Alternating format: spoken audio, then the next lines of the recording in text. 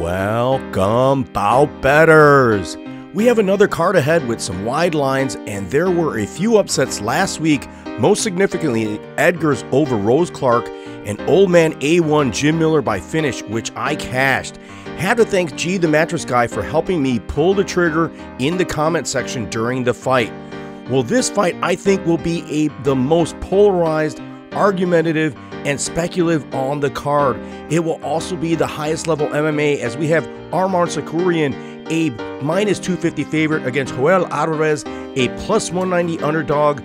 The Alvarez opened at plus 280. So money is flowing in on Alvarez, but Tsarukyan was a minus 800 favorite last outing against Christos Gallegos because he was on a 2-fight win streak, giving Islam Makhachev one of the most difficult and close bouts of his career. Arman Tsarukyan will be at a significant height and reach disadvantage, and all of us MMA fans are curious to see if Joel Alvarez can utilize those strengths against Arman to fend off his takedowns as well as his kickboxing attack. Tsarukyan brought it to Islam, as he does most his opponents. He is a fantastic wrestler with sound kickboxing skills. He has trained at Tiger Muay Thai via scholarship with Peter Yan and has also had a stint at AT&T. So this guy has had a look at some of the top fighters in all of MMA. Alvarez has also worked his chops in the European circuit as well as the AFL. He is 19-2, but Tsarukyan has faced better competition with a slightly higher win percentage in the UFC. Alvarez has faced more journeymen with his total opponent win percentage amongst wins at 50%. Last time we saw Joel Alvarez, he had a stellar stand-up outing, starching Thiago Moses in 3 minutes, landing an astounding 44 of 73 strikes in that time. In about 3 minutes time, it's amazing. His previous 2 wins were submission victories, and prior to that, it was a KO victory. So Alvarez can win both ways, but so can Tsarukyan. Of importance to note is that Tsarukyan has a better XR number at 9.98 and a better XR round percentage at 77% compared to 60. This is significant because Arman Tsarukyan wins rounds. If this goes to a decision and the scorecards, do not count Arman Tsarukyan possibly eking out this decision. Striking-wise, Tsarukyan has power in both hands. He has excellent in and out movement, as well as can attack laterally or even when he's clinched. He is active. He continued to hit Islam Makhachev despite being in a body lock or in a compromised grappling position, and he hits hard. I particularly like how Arman moves out of striking range by popping side to side after an attack. He has great offensive vision and octagon awareness.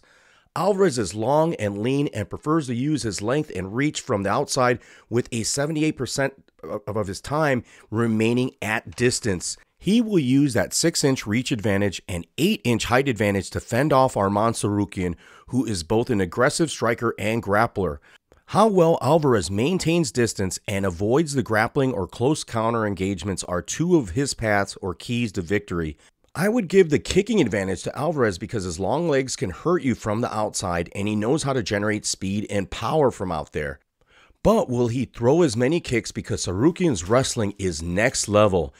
Alvarez will have to be cautious and not throw his long legs out there but still fight long, and this will be his challenge from the outside.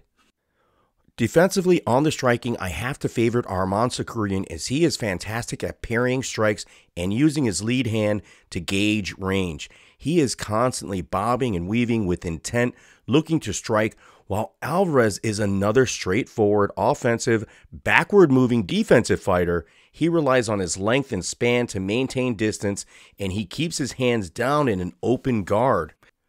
So he absorbs more strikes than Tsarukyan and is not as good on average with a 54% striking defense. It's Alvarez's poor striking defense that will allow Tsarukyan to close distance and initiate his incredible grappling attacks. Arman will not be afraid to initiate the grappling attacks as he pressured Islam Makhachev. Tsarukyan has incredible scrambling ability, hand fighting, submission defense, and get-up game. He has a great butterfly guard, submission awareness, continuous smart chain wrestling, and a strong body lock. He also avoids trips well and transitions on the ground flawlessly. This will be another area where Alvarez may need to be very aware and cautious. Arman is slick, quick, and yet methodical with his grappling. Alvarez has a great submission game, but he uses it or relies on his striking to set up top position. He also is too comfortable working from his back. He is also too comfortable being controlled because he's previously had a submission advantage over his opponents. His advantage won't be as defined in this bout, as Tsarukyan is just an incredible grappler. I think he won a round against Islam and had Islam in many precarious spots. Tsarukyan has a control rate of 72% with 14 takedowns in the UFC compared to none for Alvarez. He attempts a staggering 6.31 takedowns per round and has spent 34% of his fight time in a control position.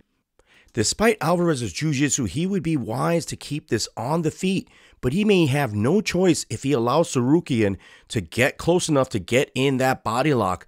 Alvarez accepts a control position too much, and this will be his demise. But if he could keep this on the feet, he has the skills to outpoint Tsarukyan for 3 rounds. For me, this is the most interesting and high-level MMA on this card. If you were able to catch Alvarez when he opened up at plus 280, you made a good speculative bet. He is now at plus 190 where it should remain. But if you're on the Tsarukyan side and that number drops further, he becomes a value play that Alvarez once was. I look for Alvarez to make this very competitive, but he needs to kickbox and use his counter wrestling to keep this on the feet. If Tsarukyan lands early takedowns, I will expect him to coast to an easy decision or even a round 2 or round 3 finish. If you haven't made a bet yet, waiting to live bet after round 1 may be a wise decision. But Joey has already invested in Joel Alvarez because of all the strengths I've mentioned. The kicks, the long crisp striking, and having that slick offensive jiu-jitsu to entangle Arman. Joey was wise enough to invest when Alvarez was a greater dog, which few people probably did because the number had dropped so significantly. I don't think it should drop any further. But what do you guys think? Did Joey make a good call on this one? He chose a dog at plus 260 once this started. So that was a good play by him, a risky play. He normally is a little bit more conservative, so I appreciate this.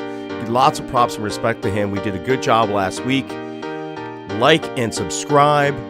Let me know what you guys think in the comment section. And as always, it's been a long one, a real long commentary here. But if you've made it this far, you are a bout better.